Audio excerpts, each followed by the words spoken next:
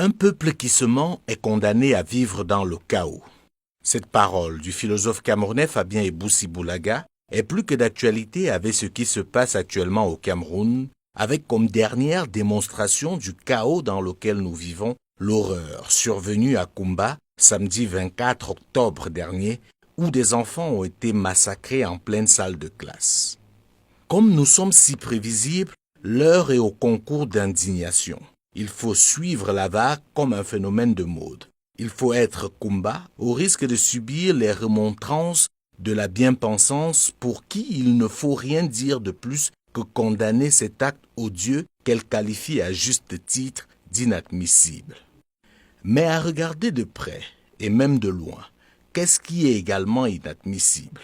Le caractère spectaculaire et extrêmement barbare de ce qui s'est passé à Kumba ne doit pas créer la dictature du raisonnement par l'émotion. Qui peut véritablement dire qu'il est surpris par ce qui nous arrive aujourd'hui? Si nous choisissons de vivre dans le mensonge, alors nous devons en assumer les conséquences, même les plus horribles. C'est donc pas la peine de rechercher les coupables, car nous les connaissons. Ils sont là, autour de nous. Ils sont en nous et nous guident au quotidien dans nos actes, dans nos prises de parole et même dans nos choix. C'est la lâcheté, la cupidité, l'égocentrisme, la fourberie, la peur, l'incompétence, le tribalisme, l'ignorance, le mensonge, l'hypercentralisation du pouvoir et bien sûr sa confiscation. Qu'il soit clair dans nos esprits, notre indignation spontanée, guidée par nos émotions, ne ramènera pas à la vie ces innocents et ne suffira pas à réconforter leurs proches. Au lieu d'être des médecins après la mort, nous devons nous demander qu'avons-nous fait pour que cela n'arrive pas. Quand allons-nous enfin dans ce pays laisser les conséquences pour s'attaquer aux causes? Quand on veut guérir définitivement d'une maladie, on la traite. On ne se contente pas de faire disparaître les symptômes. Kumba, c'est une conséquence. C'est l'un des nombreux symptômes de ceux dont nous souffrons depuis plusieurs années. Disons-nous bien que tant qu'on ne soignera pas véritablement la maladie, les symptômes réapparaîtront toujours.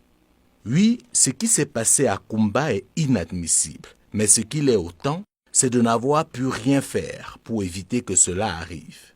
Si la force pouvait régler un problème politique, il y a longtemps qu'on le saurait. Si la force pouvait venir à bout du terrorisme, il y a longtemps qu'on n'aurait plus d'actes terroristes comme celui de Kumba à travers le monde. Si les puissances occidentales veulent véritablement combattre le terrorisme, qu'elles arrêtent leur politique impérialiste à travers le monde et on verra le terrorisme diminuer considérablement.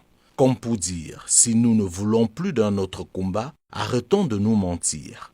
La crise anglophone ne date pas de 2016.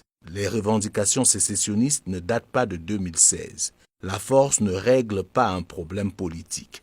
Pour ne pas aller plus loin, rappelons déjà que l'un des points majeurs de la tripartite en 1991, c'est-à-dire il y a 29 ans, était déjà la crise anglophone.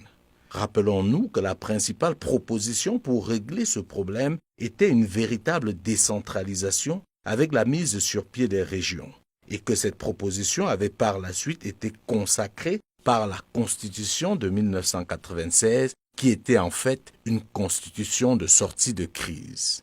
Mais qu'avons-nous fait? Comme d'habitude, nous nous sommes mentis. En lieu et place de la décentralisation, nous avons plutôt hypercentralisé le pouvoir au point de créer des délégués du gouvernement nommés par le président de la République pour empêcher aux quelques élus locaux issus de l'opposition de travailler.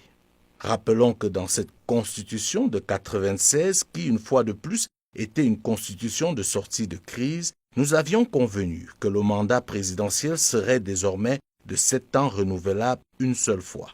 Mais fidèles à nous-mêmes, nous nous sommes encore mentis.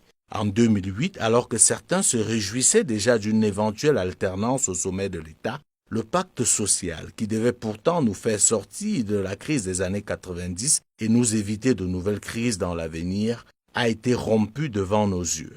Et ceux qui ont essayé de dire à l'époque « c'est pas possible », « c'est pas ce qui était prévu » ou encore « c'est inadmissible », ont subi les affres du régime en place et de leurs affidés.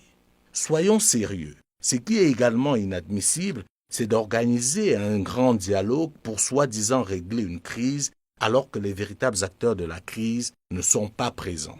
Ce qui est également inadmissible, c'est que plus d'un an après ce soi-disant grand dialogue, les mesures déjà très controversées de cette rencontre soient si peu visibles sur le terrain. On ne fuit pas le feu en marchant. Il y avait urgence à faire vite et bien, mais comme d'habitude, nos mensonges nous ont rattrapés. Ce qui est également inadmissible, c'est de parler de reconstruction dans une zone en guerre. À quoi ça sert de reconstruire les écoles si c'est pour qu'elles soient brûlées ou attaquées une semaine après? Ce qui est également inadmissible, c'est de parler de désarmement, démobilisation et réinsertion alors que la guerre bat son plein. Ce qui est également inadmissible, c'est de penser qu'un mensonge répété plusieurs fois devient une vérité. Ce qui est inadmissible, c'est de connaître la vérité et préférer mentir pour protéger des intérêts égoïstes. Rien de ce que nous dirons ou ferons aujourd'hui ne ramènera ces pauvres innocents à la vie. Par contre, nous pouvons avec nos paroles, mais surtout nos actes, éviter que cela ne recommence. Mais seulement, sommes-nous prêts à cela? Sommes-nous prêts à arrêter de nous mentir? Comme nous le disions déjà il y a peu, à défaut de regarder dans la même direction, regardons-nous dans les yeux et disons-nous les vérités. Le problème du Cameroun, nous le connaissons tous. Mais certains parmi nous choisissent de faire semblant, de nous mentir, de mentir aux autres, en oubliant qu'ils se mentent à eux-mêmes. Le Cameroun est le bien le plus précieux que nous avons en partage. Nous n'avons aucun mérite d'être nés Camerounais, mais nous avons l'obligation d'en être dignes. Car le Cameroun n'a pas commencé par nous et il ne s'achèvera pas avec nous. Si nos prédécesseurs, ces authentiques héros, Martin-Paul Samba, Douala Mangabel, Ruben Oumniobe, Félix Roland Moumier, Castor Osende Afana, Ernest Wandje et les autres, n'avaient pas refusé de se mentir à eux-mêmes et aux autres comme certains parmi nous font aujourd'hui, nous serons encore en train de chanter la Marseillaise à l'école en nous inclinant devant le drapeau français.